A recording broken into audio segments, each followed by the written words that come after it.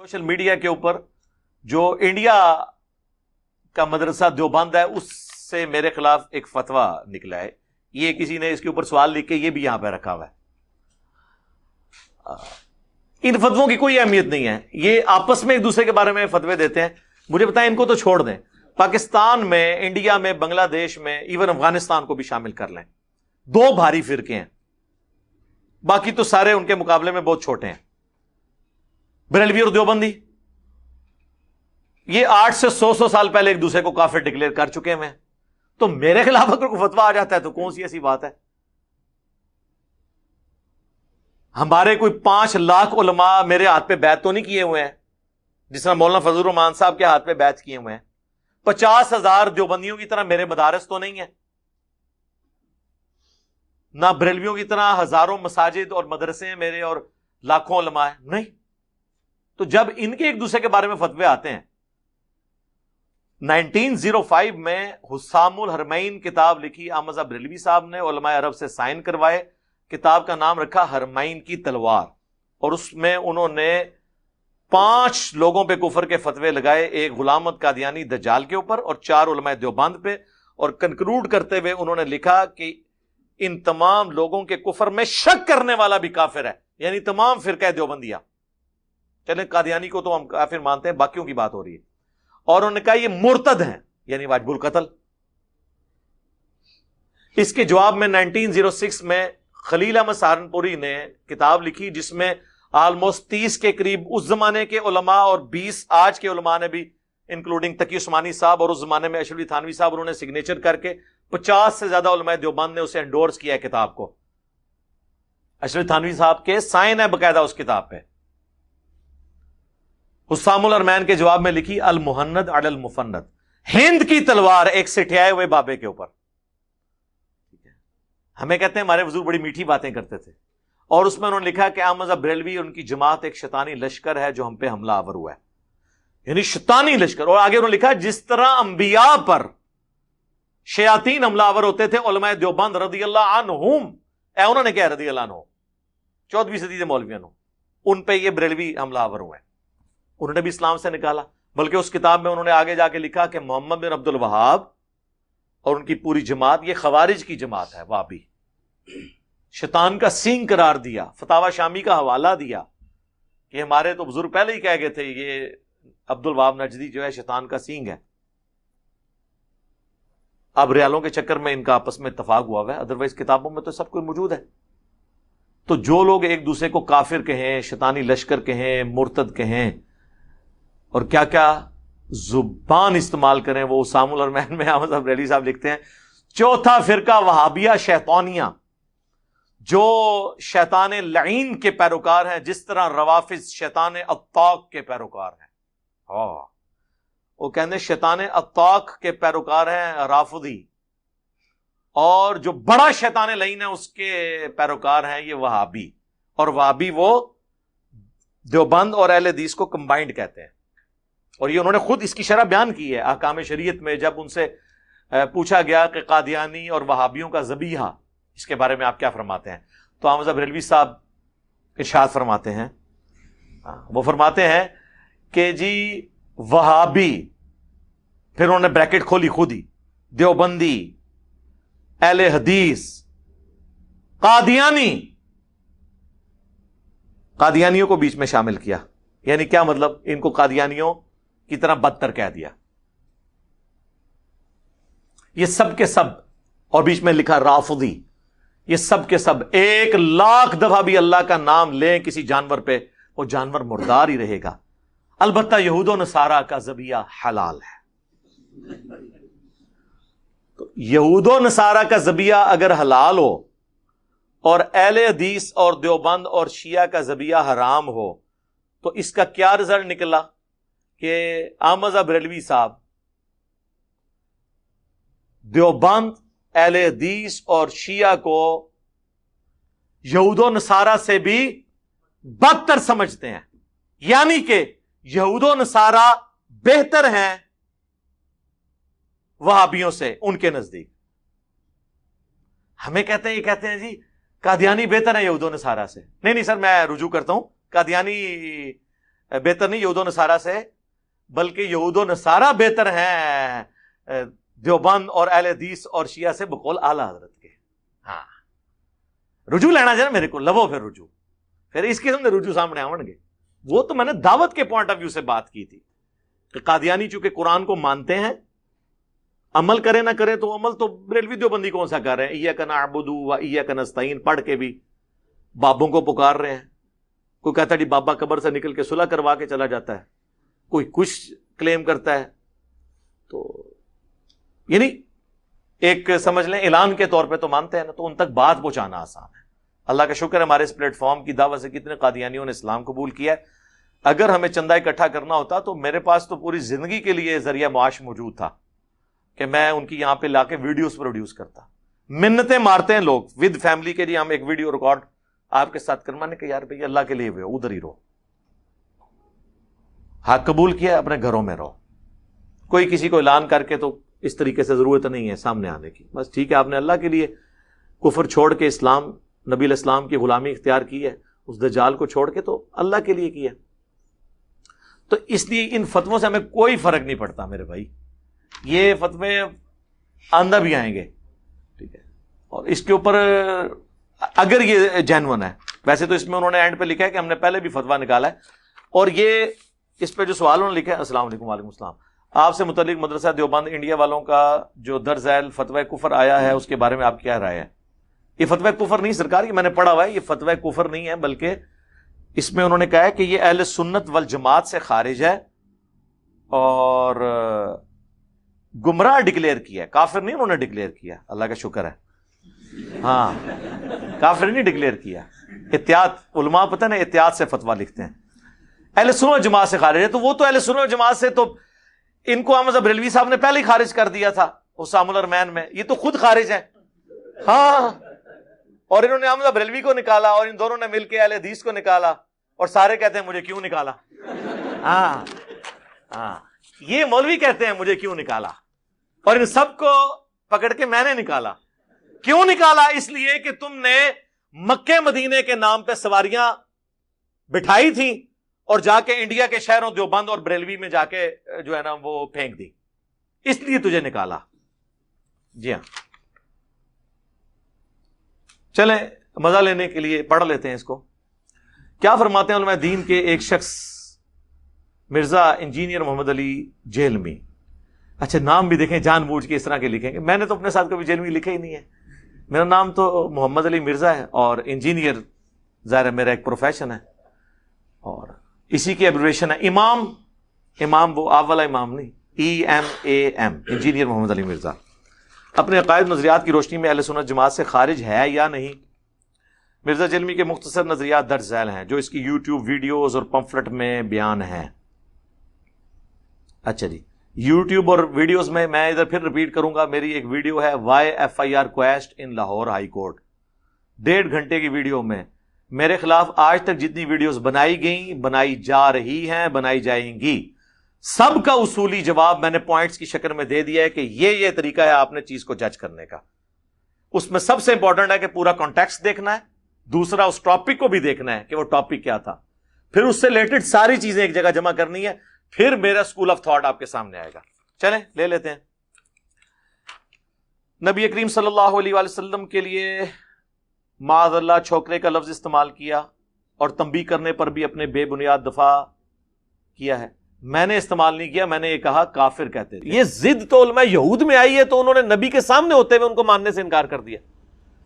اللہ تعالیٰ ماتا نا ان الدین عند اللہ الاسلام، اللہ کے حضور تو صرف دین اسلام ہی ہے. وَمَخْتَلَفَ الَّذِينَ أُوتُوا الْكِتَابَ إِلَّا مِن بَعْدِ مَا جَاءَهُمُ الْعِلْمُ بَغْيًا بَيْنَهُمْ. اہل کتاب کے علماء نے یہ واضح علم آ جانے کے بعد جو نبی کا انکار کیا، بغیم بینہم، ضد کی وجہ سے کیا کہ ہم اس کے نیچے کیوں لگے، یہ ہمارے نیچے کیوں نہ لگے. اس لیے میں کہتا ہوں مولوی اتنی پیڑی شے اللہ دے بندے ہو کہ وقت دے پیغمبر دی گل کوئی نہیں سندا، تہاڈی میری کنے سننے. یعنی علماء یہود پروفٹ کے مقابلے میں کھڑے ہوئے تھے اور انہوں نے اپنی پبلک کی مت مار دی. 10 یہودی بھی ایسے نہیں تھے جو آپ پہ ایمان لائے ہوں آپ کی مبارک زندگی کے اندر. کیوں؟ بغیم بینہم. مولوی ان کے بڑے بڑے جو پادری بیٹھے ہوئے تھے وہ کہتے تھے یہ کل کا چھوکرا آ کے ہمیں بتائے گا. یعنی نبی علیہ السلام تو ان کے بچوں کی مانے دی تھے نا, عمر کے اعتبار سے دیکھا جائے. جہاں 70-80 سال کے بابے بیٹھے ہوں, وہاں ایک 40 سال کا بندہ اگر دعوت حق لانچ کرے, یا 50 سال, آپ علیہ السلام جب بھی نہیں مدینہ شریف میں گئے ہیں ہجرت کے وقت 52 ایئرس کے قریب ایج تھی, تو کس نے بات سننی ہے جناب؟ آج نہیں لوگ بات سن رہے. تو آپ یعنی یہ جو علماء کا فتنہ کتنا بڑا فتنہ ہے کہ اگر علماء ہردرمی پہ اتر آئیں تو وقت کے پیغمبر کی بات بھی کوئی نہیں سنتا. حضرت عیسیٰ علیہ السلام کے مقابلے پہ کون کھڑا ہوا تھا؟ علماء یہود. چلیں یہاں تو یہ تھا کہ نبی علیہ السلام بنو اسماعیل میں سے تھے اور یہودی جو بنی اسرائیل میں سے. حضرت عیسیٰ علیہ السلام تو آئے بھی خود یہودی النسل تھے, بنی اسرائیل تھے. ان کی بات بھی نہیں سنی, صرف اس لیے کہ انہوں نے غلطیاں ہائی لائٹ کی. آج بھی آپ مولویوں کی غلطیاں ہائی لائٹ کریں, ان کی دم پہ آپ پاؤں رکھ کے دیکھیں, نہیں بات مانیں گے. اور خود انہوں نے ہر طرف ادھم مچایا ہوگا, ہر ایک کی غلطی ہائی لائٹ کریں گے.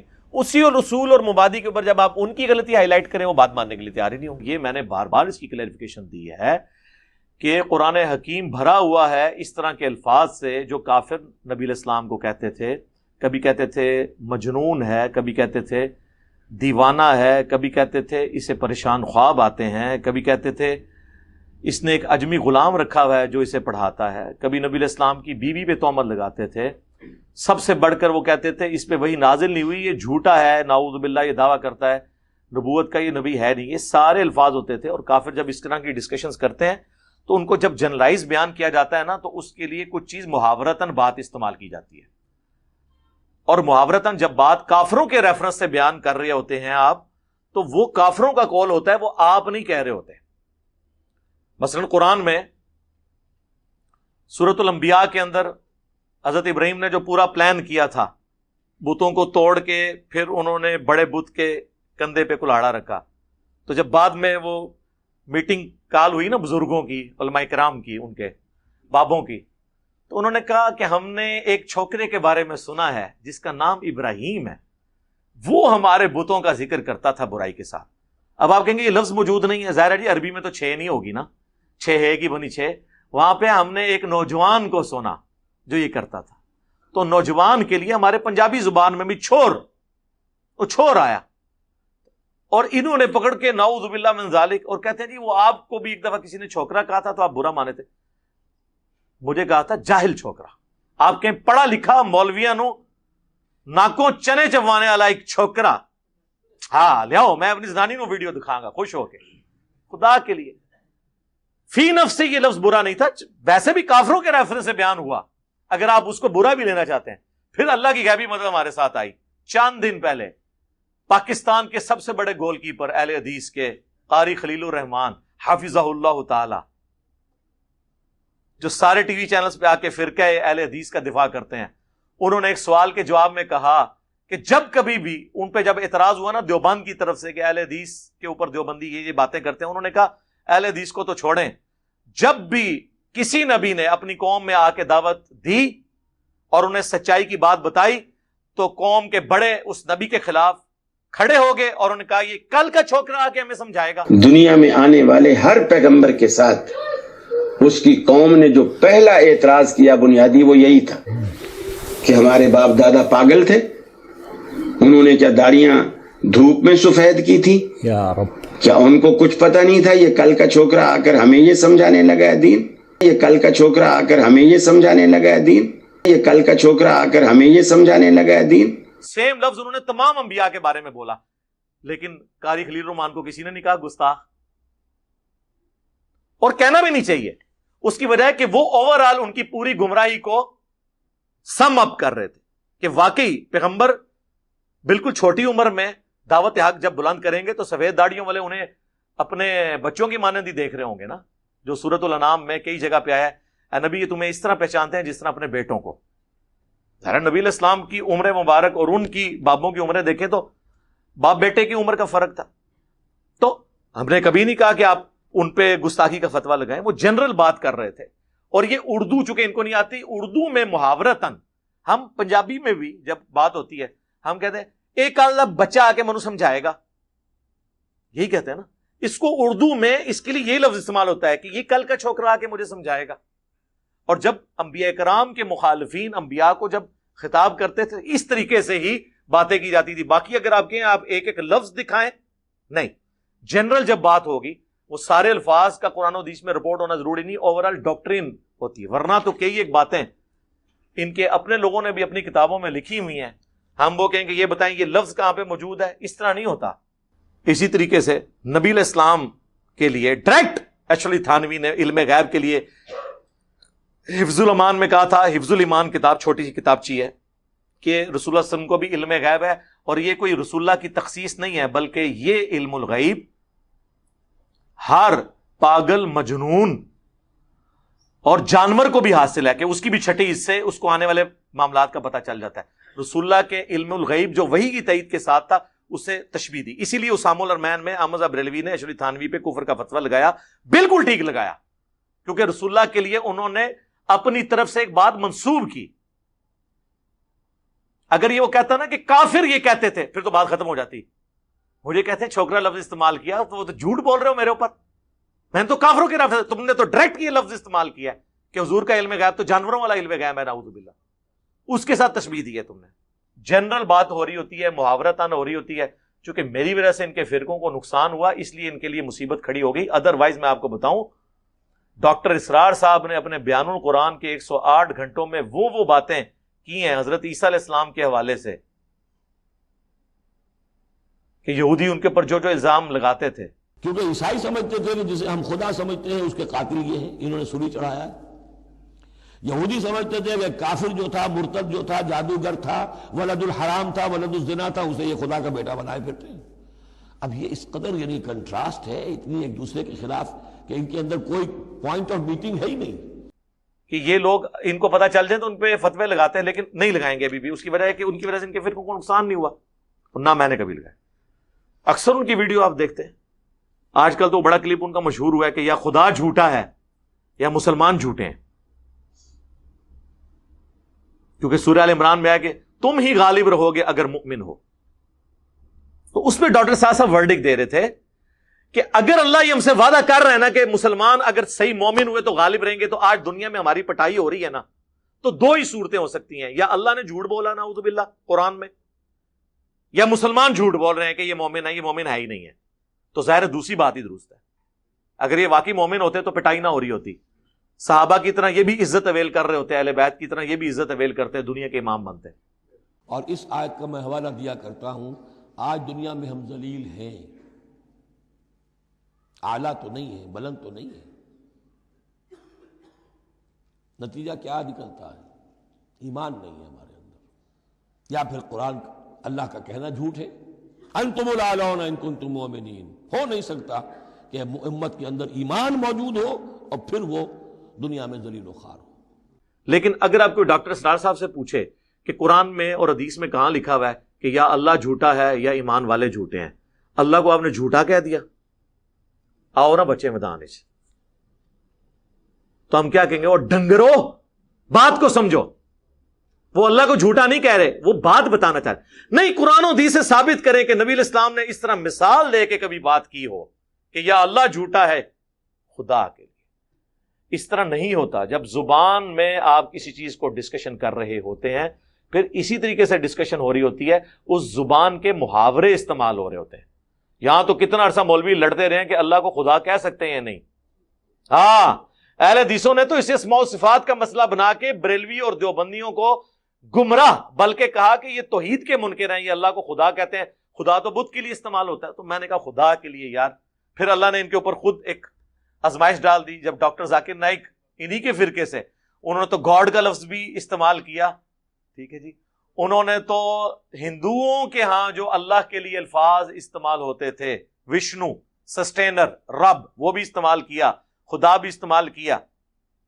تو ان کو پھر اسماء و صفات کے مسئلے, یہ اس طرح نہیں ہوتا. جو بھی کسی زبان کے اندر گاڈ کے لیے لفظ استعمال کیا جائے, انگلش میں بھی کیپٹل جی سے گاڈ لکھا جاتا ہے, وہ جو چھوٹے آلیہ ہیں وہ چھوٹے جی سے لکھے جاتے ہیں. اسی طریقے سے ہندوؤں کے ہاں بھی جو لفظ استعمال کرتے ہیں بھگوان کا, وہ اسی ایک گاڈ کے لیے کرتے ہیں. ہم اردو میں خدا اسے کہتے ہیں, یا فارسی میں خدا کہا جاتا ہے. تو وہ آپ اسماء و صفات کا مسئلہ اسے نہ بنائیں. تو تو یہ اس قسم کی چیزیں نہیں ہوتی ہیں. اچھا جی, صحابہ کرام پر کھلم کھلا تنقید کرتا ہے. نعوذ باللہ, ہم نے صحابہ کرام پہ کبھی بھی تنقید نہیں کی ہے. 2-3 بندوں کو صحابہ کرام آپ نے بنا دیا ہے. یہ تو اسی طریقے سے 2-3 پاکستانیوں کے اوپر کوئی تنقید کر کے باقی سارے پاکستانیوں کے فضائل بیان کرے تو آپ اسے کہیں گے کہ یہ پاکستان پہ حملہ کر رہا ہے. نہیں, وہ 2-3 بندوں پہ ہے نا, ان 2-3 بندوں کا کہا کریں. اور وہ تنقید خود نہیں کرتا, وہ کرتا ہے جو بخاری مسلم میں ان کے بارے میں احادیث موجود ہیں. اور وہ تنقید بھی برائے اصلاح ہو رہی ہوتی ہے, نہ کہ ان کی کوئی عزت کم کرنے کے لیے. ورنہ تو ہمارے پمفلٹوں میں ان بندوں کے ناموں کے ساتھ رضی اللہ عنہ لکھا ہوا ہے, چاہے حضرت معاویہ ہوں, حضرت مغیرہ ابن شعبہ ہوں, عمر بن عاص ہوں, رضی اللہ عنہم اجمعین. 3 بندوں کو صحابہ کرام آپ نے کہہ دیا. وہی صحابہ تو آپ خود کہتے ہیں 1 لاکھ سے زیادہ ہے, ان میں 3 بندوں کا تو آٹے میں نمک والا بھی معاملہ نہیں ہے. لیکن اگر یہی 3 بندے ان لوگوں کے خلاف ہوں جن کو ہم خلفائے راشدین مانتے ہوں, اور جامع ترمذی, ابو داؤد اور ابن ماجہ کی حدیث ہو, تم پر میری اور میرے خلفائے راشدین کی سنت لازم ہے, دین میں نئی نئی بدعتوں سے بچنا اور میرے خلفائے راشدین کی سنت کو لازم پکڑنا, تو خلفائے راشدین کے مخالفین کے اوپر اگر کوئی بندہ بات کرتا ہے تو وہ ذاتی بات تو نہیں کر رہا. حضرت علی کے مخالفین پہ جب ہم بولتے ہیں تو ہم حضرت علی کی فیور میں بول رہے ہوتے ہیں, ہم کو تھرڈ پارٹی نہیں ہوتے, ہم حضرت علی کی پارٹی بن کے بول رہے ہوتے ہیں. تھرڈ پارٹی تو تب ہوں جب ہم دونوں کے خلاف بول رہے ہوں. جب ہم حضرت علی کا ساتھ دیتے ہیں مخالفین کے خلاف تو ہم حضرت علی کی پارٹی کا حصہ ہیں اور ان صحابہ کا حصہ ہیں جنہوں نے حضرت علی کو خلیفہ چنا. اور وہ کون سے ہیں؟ وہ وہی ہیں جنہوں نے ابو بکر, عمر, عثمان کو چنا. تو ہم حضرت علی کے ساتھ ہی ہیں. مودودی صاحب پہ نا لوگ اعتراض کرتے ہیں, مودودی صاحب تفہیم القرآن میں جب بھی لکھتے ہیں نا اینڈ پہ کہتے ہیں میں یہ کہتا ہوں, تو وہ اپنی رائے دیتے ہیں. بالکل جھوٹ. وہ ہمیشہ اختلافی موضوعات پہ فقہی مسائل کو ڈسکس کرنے کے بعد تفہیم القرآن میں وہ لکھتے ہیں امام ابو حنیفہ کی یہ رائے ہے, امام شافعی کی یہ رائے ہے, امام مالک کی یہ رائے ہے, امام احمد بن حنبل کی یہ رائے ہے, امام سفیان ثوری کی یہ رائے ہے, باقی سارے ائمہ کی رائے لکھ کے اینڈ پہ وہ کہتے ہیں کہ میرے نزدیک اس مسئلے میں امام شافعی کی رائے زیادہ بہتر ہے. وہ جب یہ کہتے ہیں نا میں یہ کہتا ہوں کہ امام شافعی کی رائے بہتر ہے, تو وہ اپنی رائے نہیں دے رہے بلکہ امام شافعی کی سپورٹ کر رہے ہیں. اپنی رائے کون سی انہوں نے دے دی. ٹھیک ہے, جب ہم حضرت علی کے مخالفین کے بارے میں عمار ابن یاسر کا خطبہ پیش کر دیں, حضرت علی کی قنوت نازلہ والی روایتیں پیش کر دیں, تو ہماری تو اپنی رائے ہے ہی نہیں, ہم تو حضرت علی کی رائے پیش کر رہے ہیں. یہ کہانیاں کرانی بھی بند کرے اور میرا کربلا والا ریسرچ پیپر فوراً منگوا لیں, فری آئے گا آپ کے گھر. باقی تمام ریسرچ پیپرز بھی جی یہاں سے سب کو فری ملتا ہے, سینکڑوں لوگوں کو. صبح سے لے کے شام تک 9 سے 5 بجے تک روزانہ آپ کال کریں 032159000162. صرف آپ سے TCS دیں گے فری تمام ریسرچ پیپرز, کربلا والا, ساتھ مزید 8 ریسرچ پیپر, ٹوٹل 9, 3 اذکار کارڈ آپ کے گھر فری آ جائیں گے انشاءاللہ تعالی. تو آپ خود ہی پڑھ کے دیکھ لیں یہ کیا معاملات ہیں. خصوصاً سیدنا امیر معاویہ رضی اللہ تعالیٰ عنہ پر بدترین الزامات عائد کرتا ہے, نعوذ باللہ. ان کو بدعتی, باغی, گالی باز اور بے شمار الزامات لگاتا ہے. نہیں, میں نے کبھی الفاظ نہیں بولے. میں کہتا ہوں حدیث میں آیا ہے کہ عمار کو ایک باغی جماعت قتل کرے گی, عمار انہیں اللہ اور جنت کی طرف بلائے گا, وہ جماعت دوزخ کی طرف بلائے گی. اور یہ حدیث جب بھی میں نے بیان کی میں نے کہا کہ دوزخ کی جماعت نہیں, دوزخ کی طرف بلانے والی, وہ فیصلہ اللہ نے کرنا ہے. یہ صحیح بخاری 2812. تو یہ پھر مجھ سے پہلے امام بخاری کو آپ لوگ مجرم کیوں نہیں کہتے ہیں؟ اور یہ حدیث تو مسلم میں بھی ہے کہ عمار کو باغی جماعت قتل کرے گی, تو مجھے کیوں کہہ رہے ہیں؟ میں نہیں کہتا. یہ یہاں لکھنا چاہیے تھا کہ یہ بخاری مسلم سے وہ حدیثیں بیان کرتا ہے جس میں ان کو جو ہے نا وہ باغی اور ترمذی ابو داؤد میں آیا کہ جو خلفائے راشدین کے خلاف کھڑے ہوں گے وہ بدعتی ہوں گے, اور گالی باز میں وہ صحیح مسلم میں آیا ہے کہ لعن اللہ ابا التراب, اور امر معاویہ سعد ابن ابی وقاص کو حکم دیا, اور فلنگ دی بلینکس ابن تیمیہ نے منہاج السنہ میں کیا کہ سعد ابن ابی وقاص کو امیر شام نے حضرت علی پہ سب و شتم کا کہا, انہوں نے انکار کیا. یہ آپ یہ بتایا کریں. بے شمار الزامات, کوئی الزام نہیں لگایا. میں نے تو مسلم کی حدیث 4776 پیش کی تھی کہ ایک تابعی نے آ کے عبداللہ بن عمر بن عاص سے خانہ کعبہ کے سائے میں بیٹھے ہوئے تھے کہا تھا کہ آپ ہمیں اطاعت امیر کی حدیثیں سناتے ہیں, اور آپ کے چچا کا لڑکا معاویہ ابن ابی سفیان جو ہمارا حکمران ہے وہ تو ہمیں حکم دیتا ہے ہم لوگوں کو ناحق قتل کریں اور ان کا مال حرام طریقے سے لوٹیں, جبکہ اللہ کہتا ہے کہ ایک دوسرے کو ناحق قتل نہ کرو اور حرام طریقے سے ایک دوسرے کا مال ہڑپ نہ کرو. ہم اللہ کی اطاعت کریں یا معاویہ کی اطاعت کریں؟ سورہ نساء کی آیت نمبر 29 انہوں نے پڑھی. ہمارے حسن بھائی کہتے ہیں شکر ہے اگلی آیت نہیں پڑھ دی. وہ 30 نمبر بھی تھی کہ ایسے لوگوں کا ٹھکانہ جہنم ہے. 3 نمبر آیت. انہیں 29 ہی پڑھی. تو عبداللہ بن عمر بن عاص جو رشتہ دار بھی تھے حضرت معاویہ کے، ان کے باپ درستے راست رہے عمر بن عاص، خاموش ہو گئے. تھوڑی دیر بعد سر اٹھا کے کہا کہ معاویہ کی اطاعت کرو ان کاموں میں جس میں اللہ اور اس کے رسول کے مطابق چلائے، اور جس میں اللہ کی نافرمانی کا کہے تم اس کی نافرمانی کرو. تو جب یہ ہم بات کرتے ہیں تو یہ ہمیں الزامات لگا رہے یا یہ ایک تابعی الزامات لگا رہا ہے اور دوسرا صحابی اسے انڈورس کر رہا ہے، بجائے یہ کہنے کے کہ یار آندہ کے بعد تو نے انجینئر کی ویڈیو نہیں دیکھنی. یہ تو عبداللہ بن عمر بن عاص نے نہیں کہا، انہوں نے وہی بات کی جو بخاری مسلم میں حدیث ہے. مولا علی کہتے ہیں کہ نبی علیہ السلام نے کہا کہ حکمران کی اطاعت معروف میں ہے، منکر میں نہیں ہے. بڑی لمبی حدیث ہے. ایک انصاری کو حضور علیہ السلام نے ایک وفد کے اوپر امیر بنا کے بھیجا، راستے میں اس کو غصہ آیا، اس نے لکڑیوں کا ایک بہت بڑا الاؤ جلوایا، بخاری مسلم دونوں میں آتا ہے، اور کہا میں تمہارا امیر ہوں، میری اطاعت جو ہے وہ رسول اللہ کی اطاعت اور رسول اللہ کی اطاعت اللہ کی اطاعت ہے، کیونکہ نبی علیہ السلام نے یہ فرمایا ہوا ہے، لہذا تم اس میں کودو. انہوں نے کہا ہم آگ سے بچنے ہی کے لیے تو رسول اللہ کے قدموں میں حاضر ہوئے تھے، تو ہمیں اسی آگ میں دوبارہ دھکیل رہا ہے، ہم اس میں چھلانگ نہیں لگائیں گے. جب نبی علیہ السلام کے پاس مقدمہ واپسی پہ پیش ہوا، آپ نے فرمایا اگر تم اپنے امیر کی اطاعت میں آگ میں چھلانگ لگا لیتے تو جا کے جہنم کی آگ میں نکلتے. تو یار اس انصاری صحابی کی بھی تقلید واجب نہیں تھی، بلکہ تقلید نہ کرنا واجب تھا.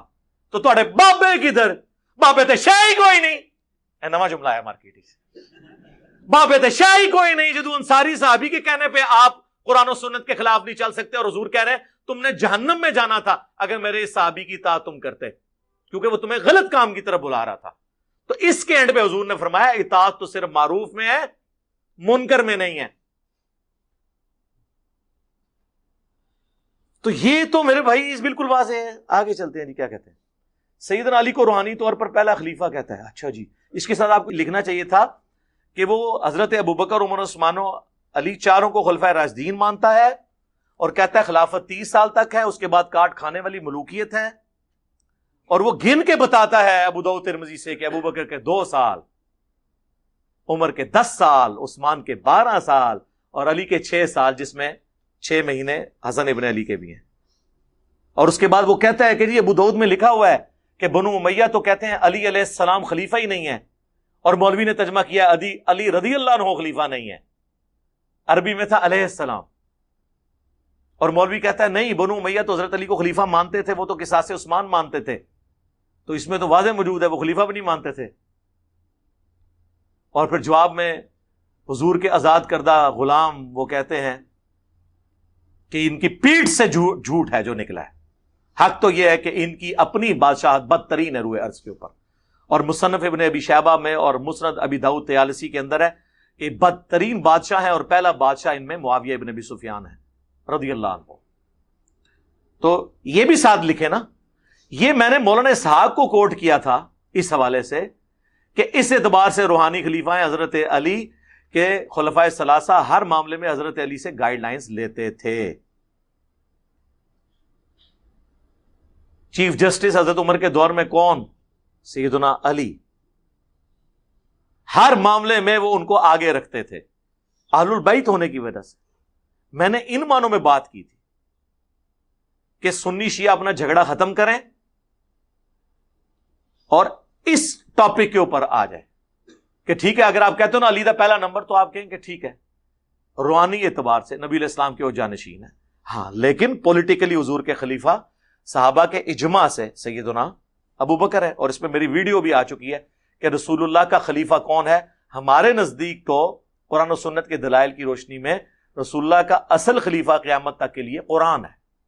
یہ نبی علیہ السلام کے پولیٹیکل خلفاء ہیں، روحانی خلفاء ہیں. کیونکہ خلیفہ وہ ہوتا ہے جو زندہ ہو. اگر آج مجھے حضور کے خلیفہ تک پہنچنا ہے میں کدھر جاؤں؟ سارے فوت ہو چکے ہیں. اگر فوت ہونے سے مسئلہ ختم ہونا ہے تو حضرت ابوبکر صدیق 2 سال بعد فوت ہو گئے تو اینڈ رزلٹ تو یہ نکلا کہ حضرت ابوبکر سے بھی میں اکتساب نہیں کر سکتا، حضرت عمر سے بھی نہیں کر سکتا، عثمان و علی سے بھی کسی صحابی سے نہیں کر سکتا.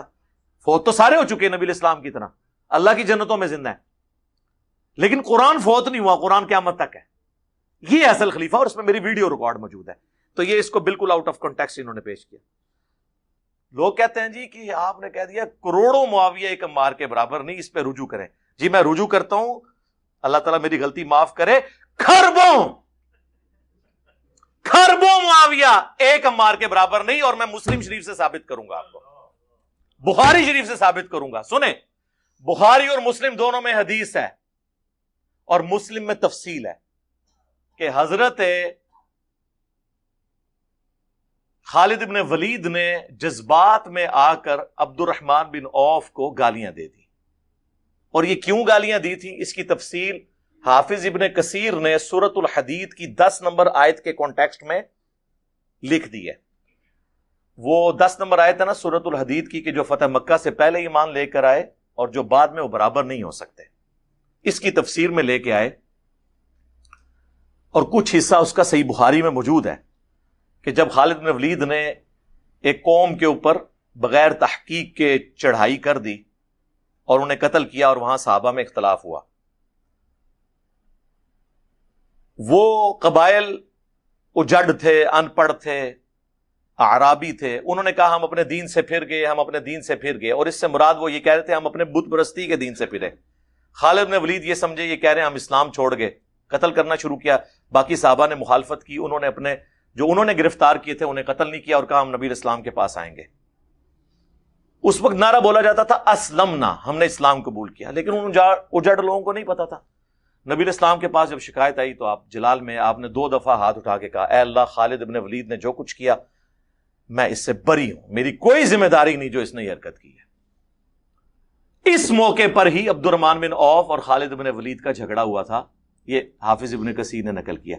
और मुस्लिम शरीफ में अल्फाज हैं कि खालिद इब्न वलीद ने जब अब्दुर्रहमान बिन औफ को गाली दे दी तो वो शिकायत लेके हुजूर के पास आए, आप अलैहिस्सलाम को जला लाया। आपने फरमाया, खालिद से फरमाया था, बरेलवी देवबंदी अहले हदीस शिया से नहीं, वो तो इनडायरेक्ट है, डायरेक्टली खालिद इब्न वलीद से कहा कि तुम अब ओहद पहाड़ के बराबर भी सोना खैरात कर दो।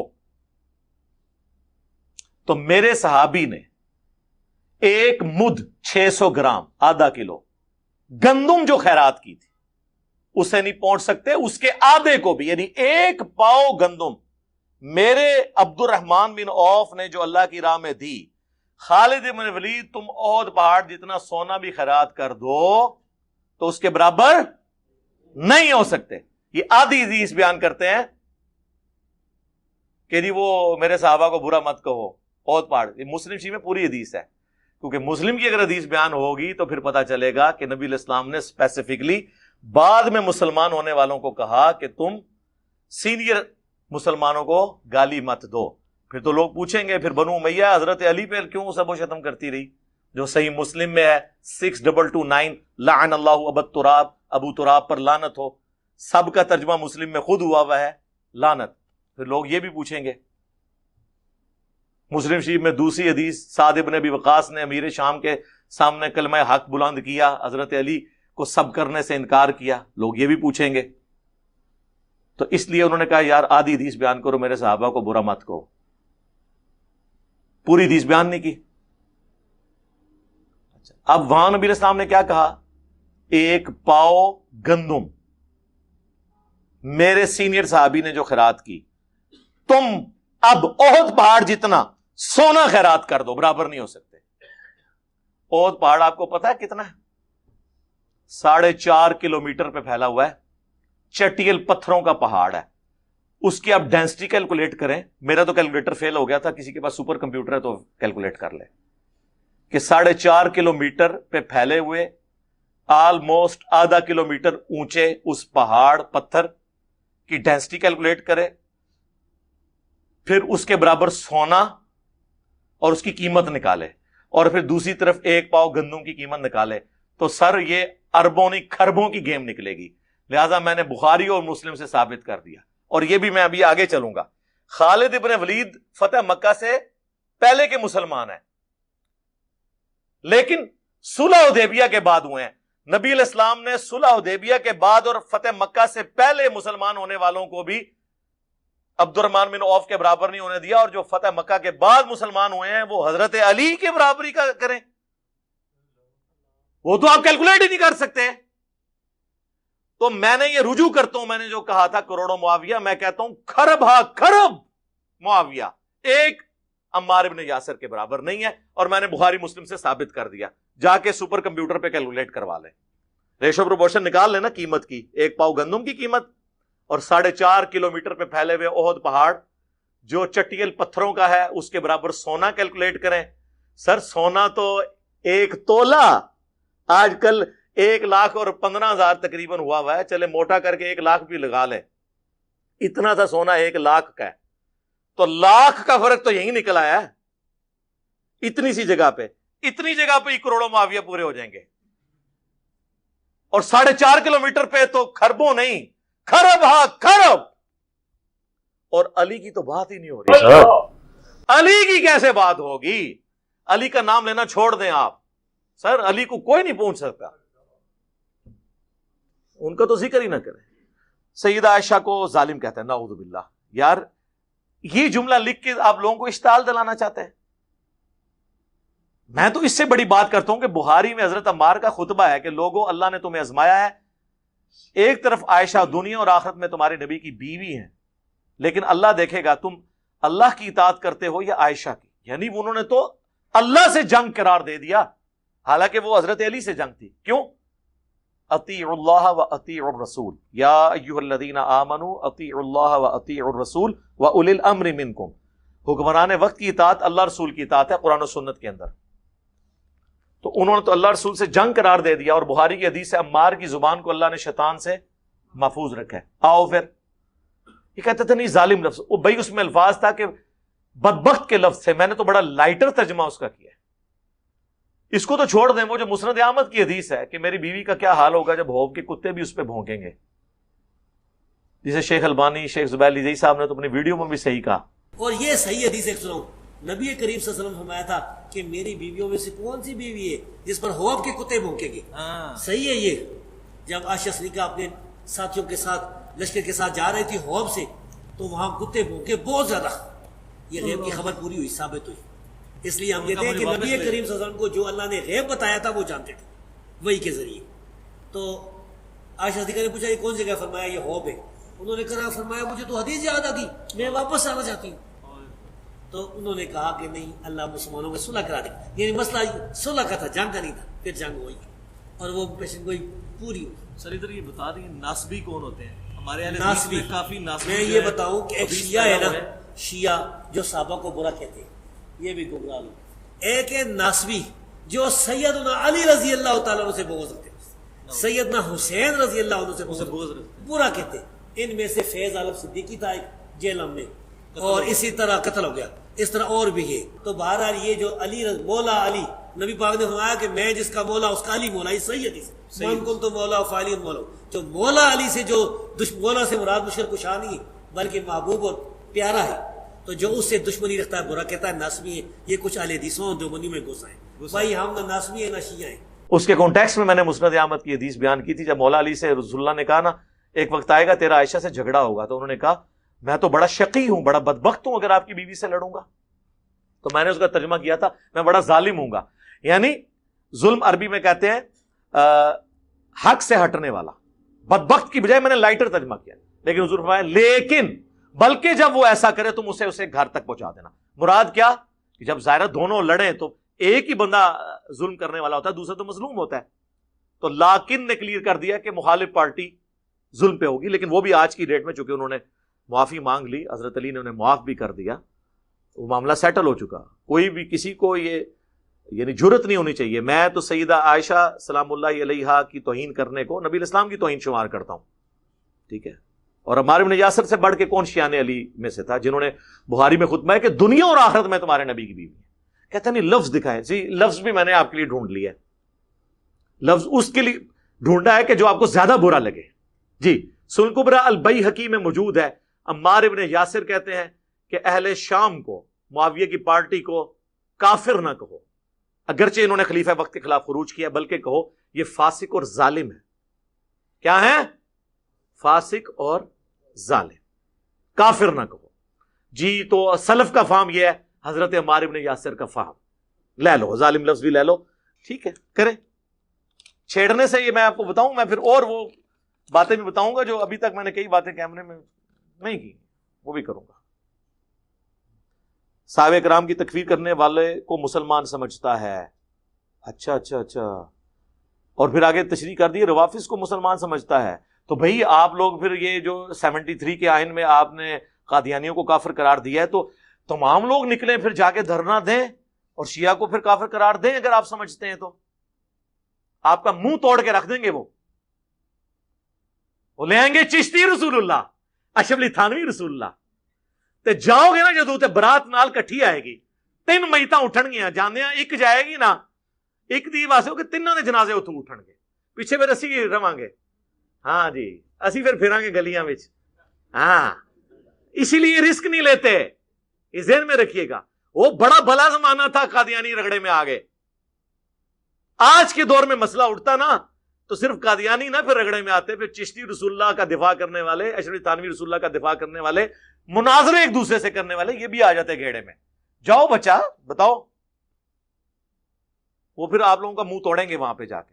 ہم یہ کہتے ہیں کسی کے غلط عقائد ہے آپ اس کی اصلاح کریں. باقی صحابہ کرام کی اگر کوئی تکفیر کرتا ہے چھوڑ دیں. ایک عام مسلمان کو بھی کافر کو کہے, بخاری مسلم میں حدیث ہے, کفر اس کی طرف لوٹ آتا ہے.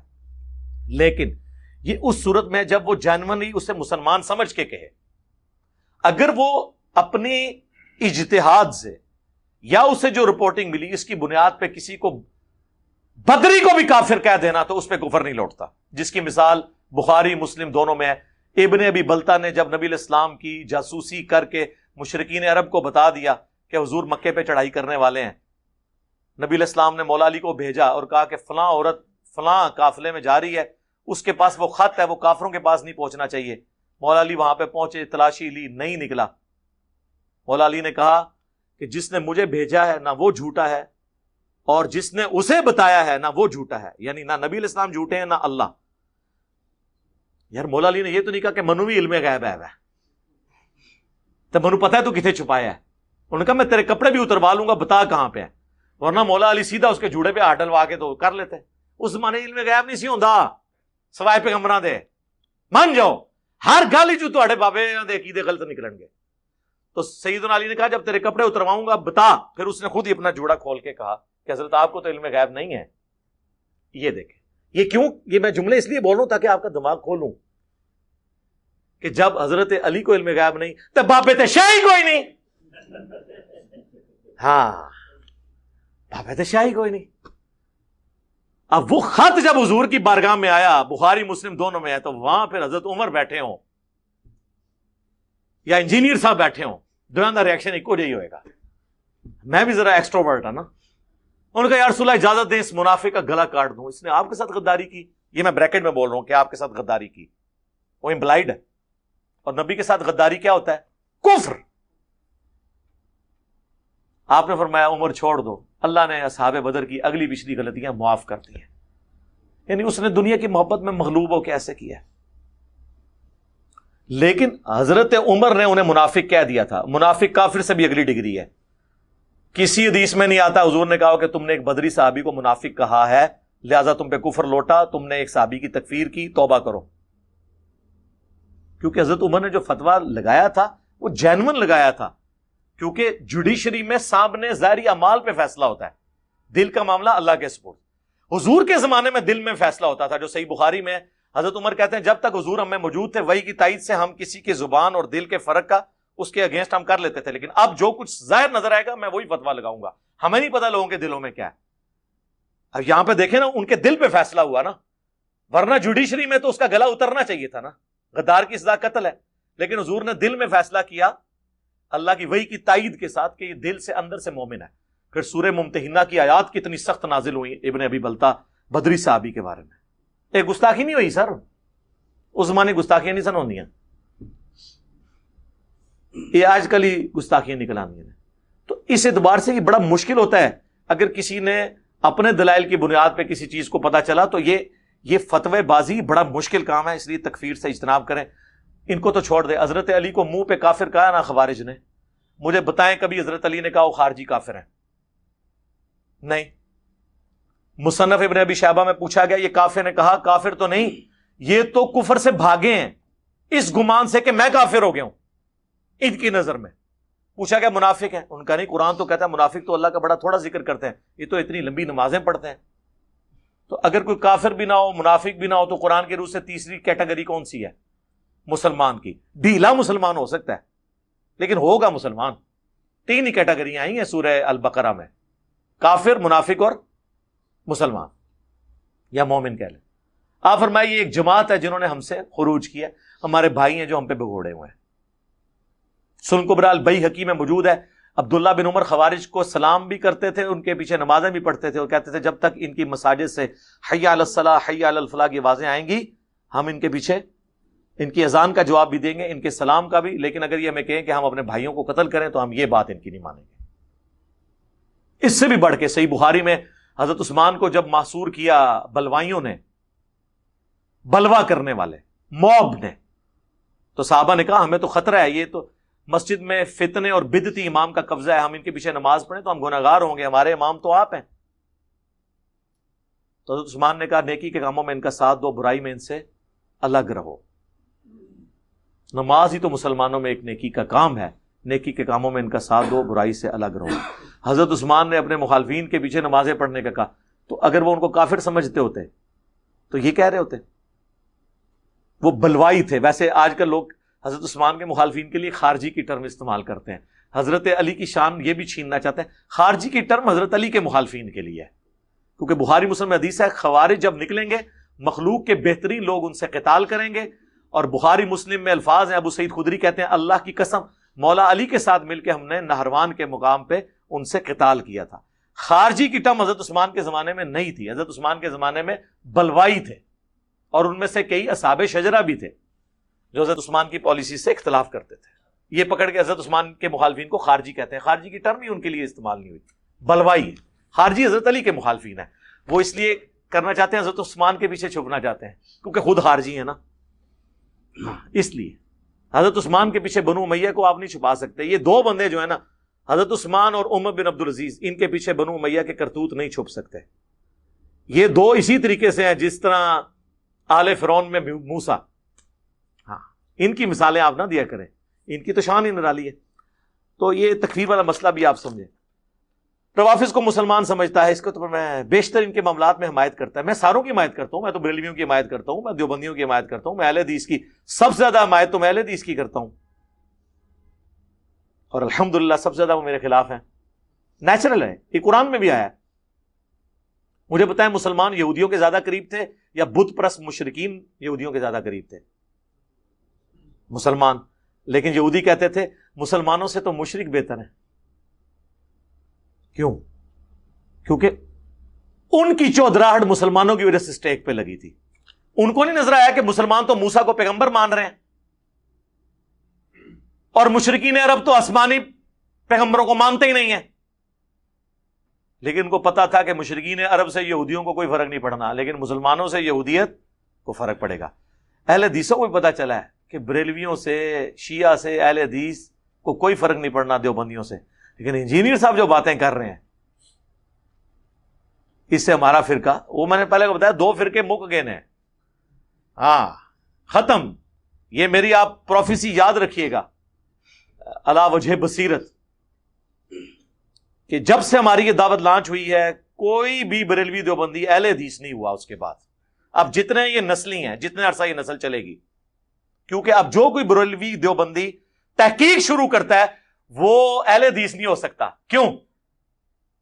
یہاں تو یزید کو بڑھا چڑھا کے پیش کرتے ہیں، حسین کو باغی کہتے ہیں، علی کو نیچے کرتے ہیں، بنو امیہ کو اوپر کرتے ہیں. تو وہ سوچتا ہے کہ اگر میں نے بریلویت اور دیوبندیت چھوڑی ہے بخاری مسلم کی وجہ سے، تو بخاری مسلم میں جو بنو امیہ کے خلاف باتیں ہیں میں وہ کیوں نہ مانوں، خالی رفع دین کی شروع کروں.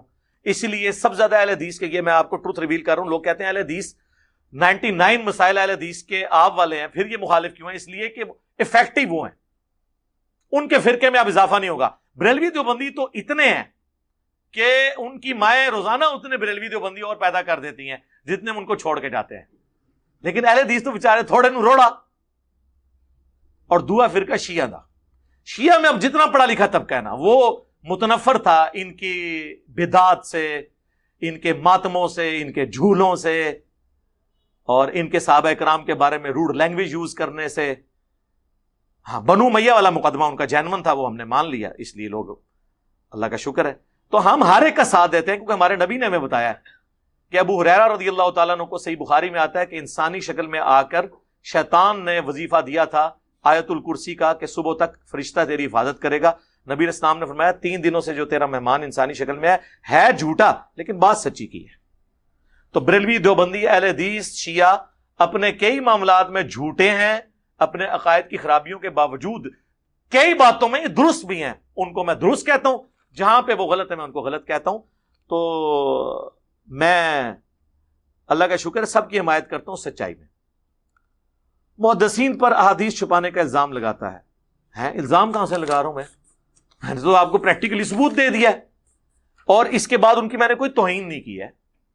ظاہر ہے کہ جب حکومت ہو بنو امیہ اور بنو عباس کے پاس تو اعلان حق بلند کرنا تو مشکل ہوتا ہے. اور میں نے آپ کو ثبوت دیا کہ امام ابو داؤد صحیح حدیث ہے 4131 ابو داؤد میں، مقدام بن مادی کرب کو جب امیر شام نے کہا کہ حسن فوت ہو گئے ہیں تو وہاں پہ وہ لکھتے ہیں ایک مرد نے کہا کہ تم حسن کے مرنے کو مصیبت سمجھتے ہو.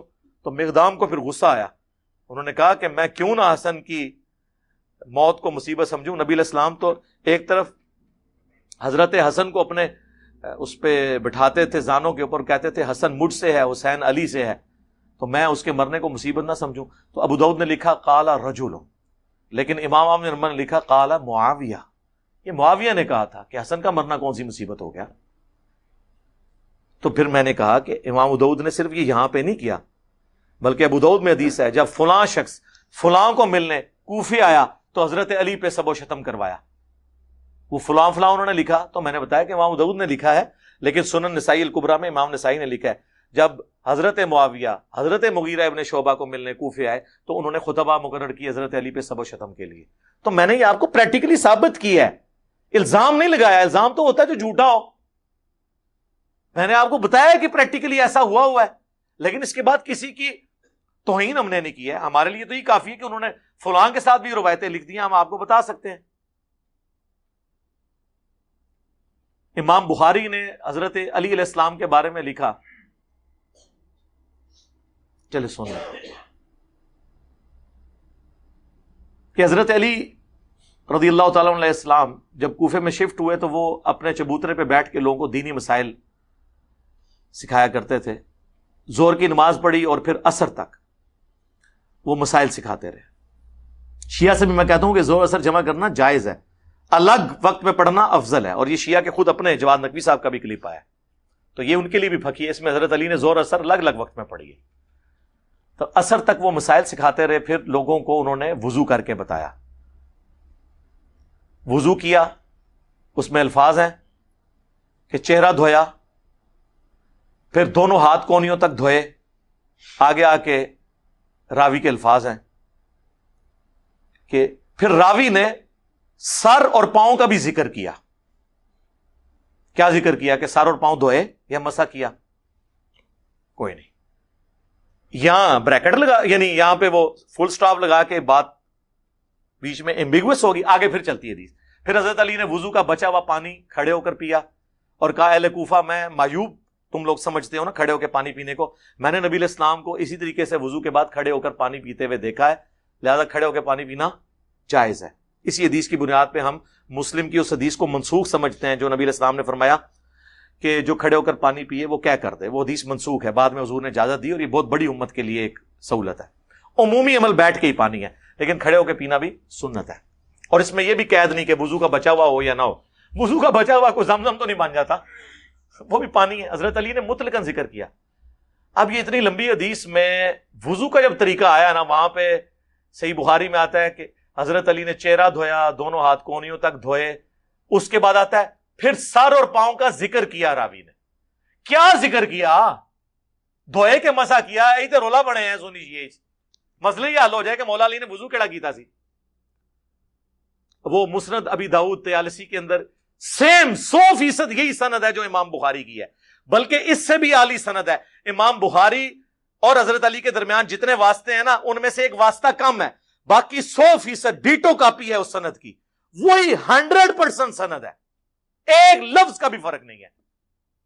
وہاں پہ موجود ہے کہ حضرت علی نے چہرہ دھویا، دونوں ہاتھ کونیوں سمیت دھوئے، پھر سر کا مسح کیا اور پھر پاؤں کا مسح کیا. چہرہ دھویا، دونوں ہاتھ کونیوں سمیت دھوئے، پھر سر کا مسح کیا اور پھر پاؤں کا مسح کیا. جبکہ صحیح بخاری میں کیا ہے کہ چہرہ دھویا، دونوں ہاتھ کونیوں تک دھوئے، پھر راوی نے سر اور پاؤں کا بھی ذکر کیا. کیا ذکر کیا نہیں لکھا ہوا. تو ایک جگہ کہیں حدیث چھپتی ہے، دوسری جگہ آ جاتی ہے. یہ چھپانے کا الزام نہیں ہے، ریالٹی ہے. اور اس کی وجہ سے کوئی بندہ زیرو سے ملٹیپلائی نہیں ہو گیا، یہ ذہن میں رکھیے گا. پتہ نہیں کیا مجبوریاں ہوں، کیا معاملات ایسے ہوں، اس لیے آپ چیزوں کو سمجھا کریں. تو میں یہ کوئی الزامات نہیں لگاتا، میں پریکٹیکلی بتاتا ہوں. اور اس کے بعد یار اگر میں ان لوگوں کو نعوذ باللہ سے نفرت کروں تو میں ان کی کتابیں یہاں پہ رکھوں یار. ہم سے پہلے تو بخاری مسلم کو جانتا ہی کوئی نہیں تھا. مولوی بھی خالی آپ پہ روب ڈالتے تھے ہر حدیث کے آگے بخاری شریف، نہ انہوں نے کبھی بخاری سے کوئی نمبر بتایا. ٹھیک ہے جی. ہمارے جا کے کالج اسکول میں پڑھایا جاتا تھا کہ بخاری کوئی ہوتی ہے.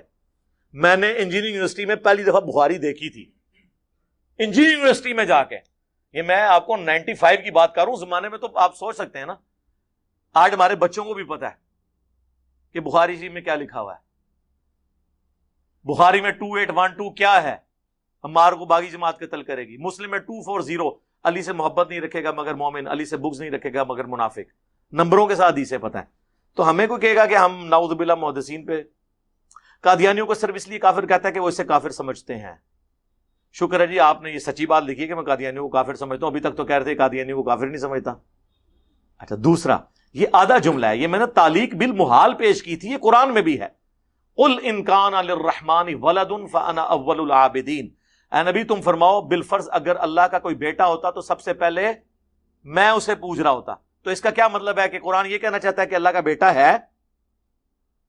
اسے کہا جاتا ہے تعلیق بالمحال. چونکہ وہ پاسبل نہیں لہذا یہ بھی پاسبل نہیں. میں نے یہ آیت کوٹ کر کے کہا تھا میں بھی آپ کے سامنے ایک تعلیق بالمحال رکھتا ہوں کہ اگر قادیانی مجھے مسلمان سمجھ لیں تو میں بھی انہیں مسلمان سمجھ لوں گا. جس طرح قرآن کہتا ہے کہ اگر اللہ کا کوئی بیٹا ہوتا تو رسول اللہ اس کی عبادت کرتے. تو اللہ کا تو بیٹا ہونا ہی نہیں ہے، لم یلد ولم یولد. اور پھر میں نے کہا تھا یہ میں انٹلیکچوئل جملہ بول رہا ہوں اس لیے کہ تاکہ آپ کو بتاؤں کہ قادیانی کس طرح بھاگتے ہیں اس جملے سے. وہ مظلوم بنے ہوئے ہیں حالانکہ ظالم ہیں. ہمیں کہتے ہیں ہم ان کی تکفیر کرتے ہیں، وہ ہم سب کی تکفیر کرتے ہیں. تو میں نے کہا تھا کہ اس جملے کی آپ انٹینسٹی کو سمجھیں کہ قادیانی جب مجھے مسلمان سمجھیں گے تو اس کا کیا مطلب ہے کہ غلام احمد قادیانی کو وہ پیغمبر نہیں مانیں گے، کیونکہ ایک پیغمبر کا انکار بھی سارے پیغمبروں کا انکار ہے. تو میں تو غلام احمد قادیانی کو دجال سمجھتا ہوں.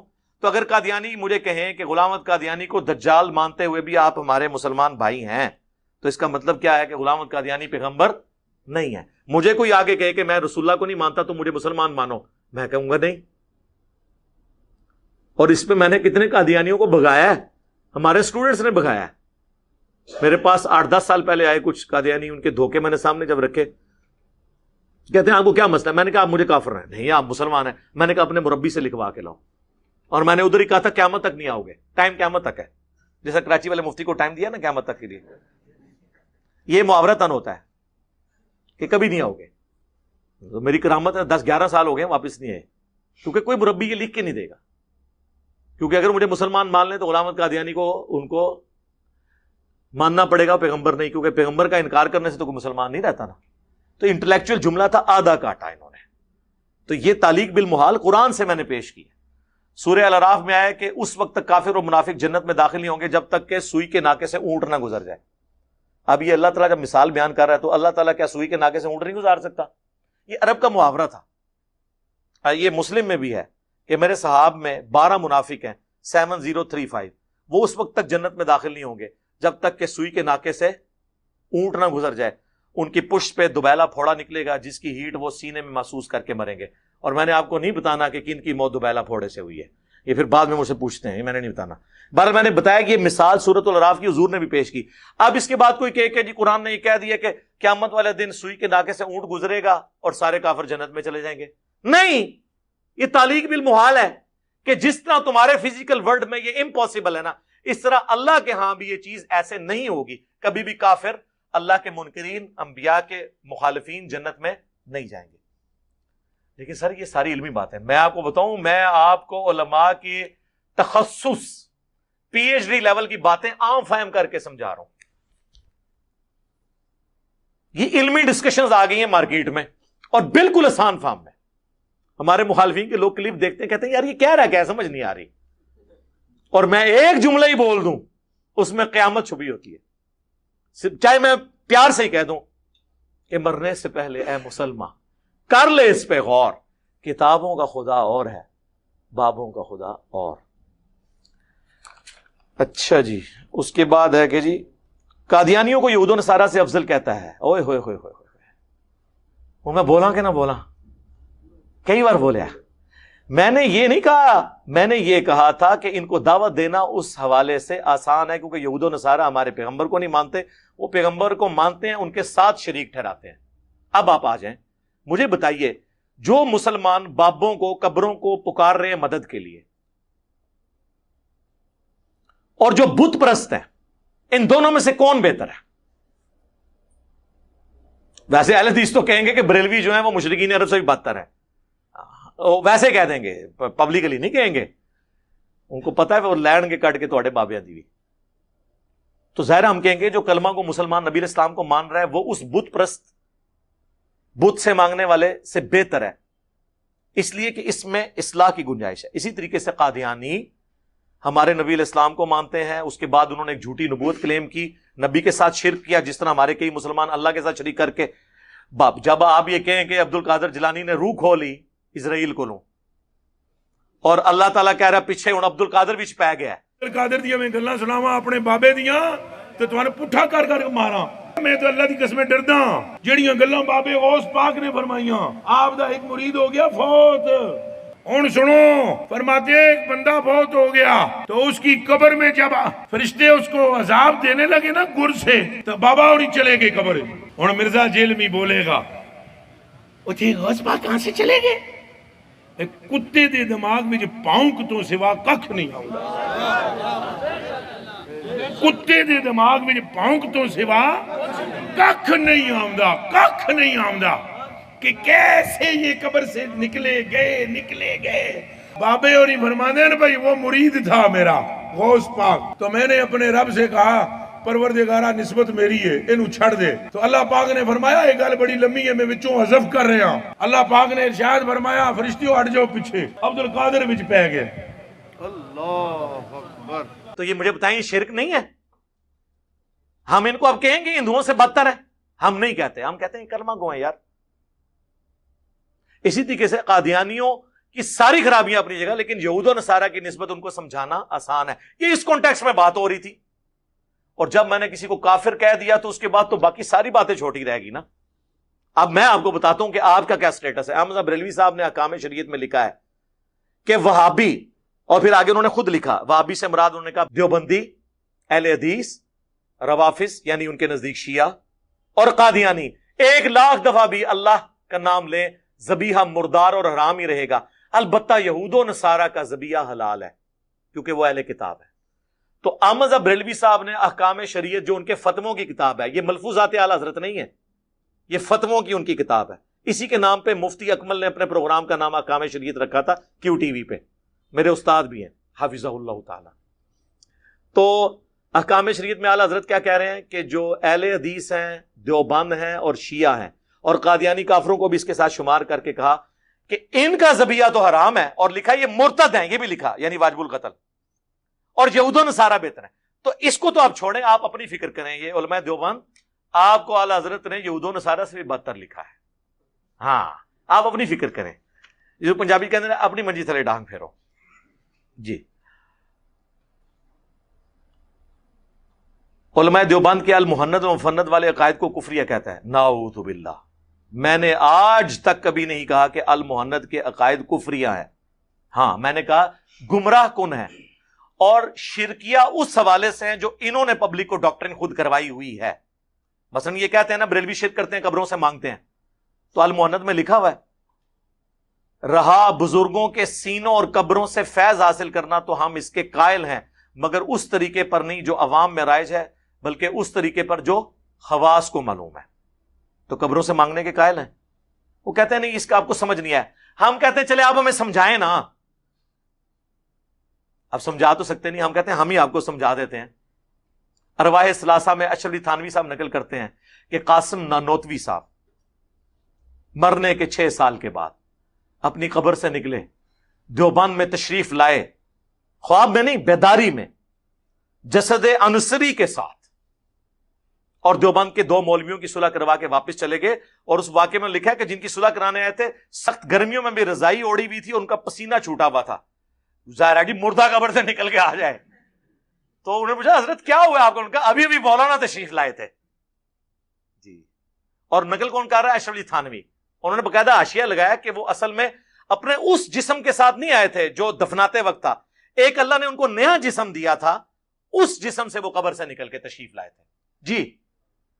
فیض دے کے چلے گئے. اسی اربع ثلاثہ میں موجود ہے کہ ایک انہی کے دیوبند کے بزرگ تھے، ان کی قبر کی مٹی لوگ شفا کے لیے لے کے جاتے تھے. یہ وہ سارے عقائد ہیں جو بریلویوں والے ہیں.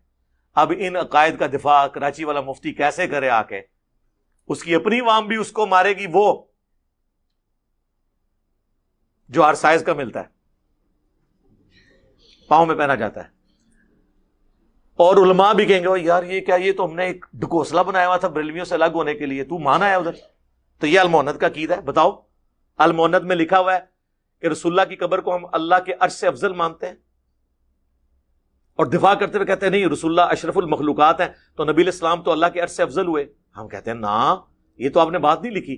آپ نے کہا وہ حصہ زمین جو حضور سے ٹچ کیے ہوئے، نبی علیہ السلام کو آپ نے اللہ کے عرش سے افضل نہیں کہا. یہ کہیں تو ہم آپ کے ساتھ ہیں کہ رسول اللہ سب سے بہترین مخلوق ہیں. وہ کہتا نہیں وہ جو مٹی کا ہم نے اس لیے ذکر کیا کہ اس مٹی میں سے حضور پیدا ہوئے تھے. ہم کہتے ہیں نا، اس مٹی کے جس حصے سے حضور پیدا ہوئے تھے وہ حضور پیدا ہو گئے. اب جو باقی مٹی ہے وہ نہیں افضل ہو سکتی. اگر اس کو افضل مانیں گے تو ساتھ ابو بکر عمر کی قبریں ہیں وہ بھی افضل ہو جائیں گی. نہیں، وہ ٹچ کیے ہوئے، تو ٹچ تو نہیں کی ہوئی، یہ بھی جھوٹ ہے. صحیح مسلم میں حدیث ہے کہ حضور کی قبر مبارک میں سرخ رنگ کی چادر بچھائی گئی، اس کے اوپر حضور کو دفنایا گیا. کہانی تو اڑا بھی جھوٹ نکلا ہے. حضور کو تو قبر انور ٹچ کر ہی نہیں رہی ہے، اس میں چادر ہے. تو اب کیا کریں، وہ چادر بھی افضل ہے. کوئی شے بھی صحیح سے نکل دی نہ دی. آؤ، پورا ریاض الجنہ افضل ہے. پھر ہم آپ کو وہ بخاری کی حدیث سنائیں گے. دیکھنا میری شان کو اس طرح بلند نہ کرنا جس طرح نصارہ نے اپنے پیغمبر کے بارے میں کلیم کیا. میں اللہ کا بندہ اور اس کا رسول ہوں، مجھے اللہ کا بندہ اور اس کا رسول کہنا، غلوف نہیں کرنا. لا تغلو فی دینکم. پھر الموند میں لکھے ہم رسول اللہ کے قبر میں حیات کو دنیا کی سی مانتے ہیں. وہ کہتے ہیں دنیاوی نہیں کہا، دنیا کی سی. چلو یا کہہ لو دنیا کی سی. دنیا کی سی ہے ہی نہیں. قرآن تو کہہ رہا ہے وَلَٰكِن لَا تَشْعُرُونَ، تمہیں شہید کی زندگی کا بھی شعور نہیں. جب شہید کی زندگی کا شعور نہیں تو نبی کی زندگی کا شعور کون رکھ سکتا ہے؟ دنیا کی سی کدھر ہو گئی؟ دنیا کی سی تو ہو ہی نہیں سکتی. وہ برزخ ہے، آخرت کی سی ہے. وہ بخاری میں حدیث ہے، اما عائشہ کہتی ہیں کہ اللہ تعالیٰ نے رسول اللہ کی موت سے پہلے میرے تھوک کو اور رسول اللہ کے تھوک کو ایک جگہ جمع کیا، وہ مسواک والے واقعے سے جو چبا نہیں سک رہے تھے. اس دن جو رسول اللہ کی دنیا کی زندگی کا آخری دن اور آخرت کی زندگی کا پہلا دن تھا. ہم حیات نبی کو مانتے ہیں، آخرت کی، دنیا کی نہیں. آج بھی قبر مبارک کھولیں تو آپ کو نبی علیہ السلام نماز پڑھتے ہوئے نظر نہیں آئیں گے، وہ اسی حالت میں دفنائے ہوئے نظر آئیں گے جو 1400 سال پہلے، جسم مبارک بالکل سلامت. وہ نمازیں پڑھنا بھی جو مسند ابی یعلا میں آیا وہ برزخی ہے. صحیح مسلم میں آیا میں نے موسیٰ علیہ السلام کو ان کی قبر میں نماز پڑھتے ہوئے دیکھا، برزخی ہے، آخرت کا ہے. پھر المحنت کے اندر جو اسام الارمین میں جن باتوں پہ کفریہ فتوے تھے ان کا جھوٹا دفاع کیا ہوا ہے آپ لوگوں نے.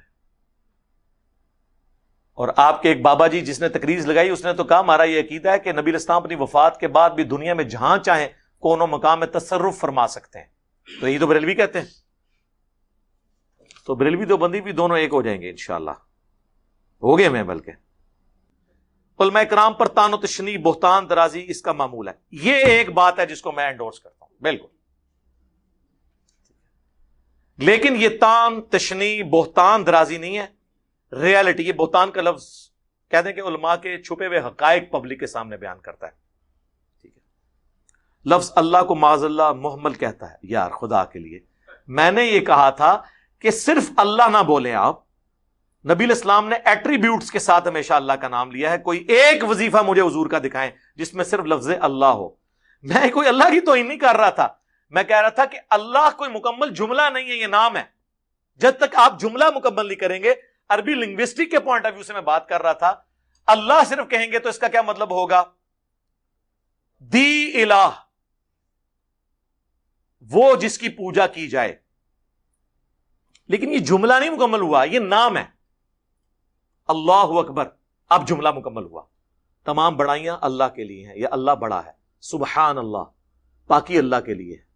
لا الہ الا اللہ، اللہ کے سوا کوئی معبود نہیں. لا حول ولا قوت الا باللہ، نہیں ہے طاقت گناہوں سے بچنے کی اور نہ ہمت نیکیاں کرنے کی مگر اس کی توفیق سے. تو میں نے کہا تھا نبی علیہ السلام نے آج تک جتنے وظیفے تعلیم کیے ان میں اللہ نہیں تعلیم کیا، اللہ کو ایٹریبیوٹ کے ساتھ ذکر کیا ہے. لہذا صرف یہ صوفیاء جو اللہ اللہ یہ کرتے ہیں، یہ بدعت ہے ذکر کرنا اس طریقے سے. اس نے پکڑ کے اس کی اللہ کی توہین بنا دی ہے. کسی نے چھلانگ ماری، اس نے کہا کہ نہیں، وہ مسلم میں ایک حدیث ہے، جب تک دنیا میں ایک بھی اللہ اللہ کہنے والا موجود ہے قیامت قائم نہیں ہوگی. مسلم میں اس سے انہوں نے اللہ اللہ کا ذکر ثابت کر دیا. یہ تو محاورتاً بات ہو رہی ہے کہ جب تک اللہ کا کوئی یاد کرنے والا موجود ہے اس وقت تک قیامت نہیں آئے گی. اس سے یہ کہاں ثابت ہو گیا کہ نبی علیہ السلام نے اللہ اللہ صرف اللہ کے نام کو ذکر کرنے کی ترغیب دی ہے؟ یہ تو محاورتاً ہے، جس طرح ہم بھی کہتے ہیں یہاں ہم اللہ رسول کو یاد کرنے بیٹھے ہوئے ہیں. جب تک بیٹھتے ہیں اللہ رسول کا نام لیتے ہیں. اس کا مطلب آپ یہ سمجھیں گے کہ میں 2 گھنٹے سے کہہ رہا ہوں اللہ رسول اللہ رسول اللہ رسول، یہ کہہ رہا ہوں، یہ مطلب لیں گے؟ نہیں، آپ کہیں گے ان کا ذکر خیر. اس طرح حضور جب کہہ رہے تھے نا کہ دنیا میں جب بھی ایک بندہ بھی موجود ہے اللہ اللہ کرنے والا، یعنی اللہ کا ماننے والا، اس کی عبادت کرنے والا.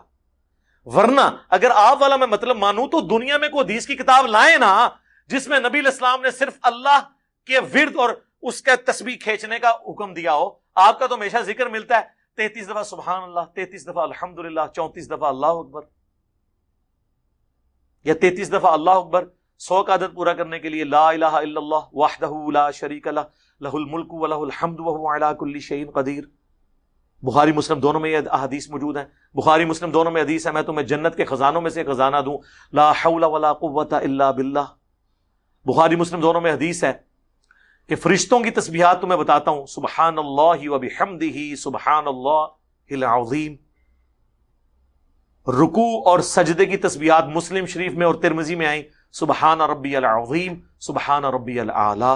اور مجھے آپ کو ایک ذکر بتائیں بھی تو صحیح نا، کوئی شے کٹ کے تو لے آؤ نا، پھر میرے تے اعتراض کرو. یہ کہہ رہے کہ میں نے اللہ کے لفظ کی توہین کر دی ہے. اللہ کا نام پرفیکٹ ہے اپنی جگہ، لیکن ایٹریبیوٹس کے ساتھ اس کا ذکر کیا جائے گا. ٹھیک ہو گیا؟ یہ تھا. اس کے علاوہ بے شمار نظریات میں اہل سنت والجماعت، بریکٹ میں لکھنا چاہیے دیوبند کے منہج سے منحرف ہوں. میں منحرف نہیں ہوں، بلکہ میں آپ کے عقیدوں کو سنیت کے لیے زہر قاتل سمجھتا ہوں. آپ کے عقیدے وہ ہیں جو 1867 میں دیوبند مدرسے میں بنائے گئے، اور آپ کے جو مخالفین ہیں وہ ہیں جن کے 1896 میں منظر الاسلام بریلی شریف میں بنائے گئے. دیوبند شریف اور بریلی شریف. کیا ایسا مفسد شخص اہل سنت والجماعت سے خارج نہیں ہے؟ جی میں بھی کہتا ہوں کہ وہ اہل سنت والجماعت جس کو آپ کلیم کرتے ہیں اس سے تو میں خارج ہوں. رہ گئی وہ سنیت جو کتابوں میں ہے، جو بخاری مسلم میں ہے، اس سے بھی بڑھ کر قرآن، اس سے میں آپ کو خارج کرتا ہوں دلائل کی بنیاد پہ. ٹھیک ہے جی. نوٹ: مرزا جلمی کی گستاخیوں کے کلپ اس کے یوٹیوب چینل پر بھی موجود ہیں، اس کی ویب سائٹ پہ بھی موجود ہیں. سائل کو پاکستان کا لیا، پورے انڈیا کوئی سائل نہیں لبا سوال کرنے والا. ٹھیک ہے نا. اور پھر انہوں نے جواب میں کہا کہ جی وہ گمراہ ہے، خارج ہے، ہمیں کوئی فرق نہیں پڑتا، اللہ آپ کا بھلا کرے. میں تو کہتا ہوں منظر الاسلام بریلی سے بھی آنا چاہیے فتویٰ. یہ پرانے زمانے کی باتیں ہیں، آپ لوگ یوٹیوب پہ خود جج کر لیں گے کوئی کیا کہتا ہے، ہمیں کوئی فرق نہیں پڑتا، یقین کریں. میں کہا ہمارے مخالفین سے ہمارا خون بڑھتا ہی ہے. الحمدللہ. اللہم صلی علی محمد وعلی آل محمد.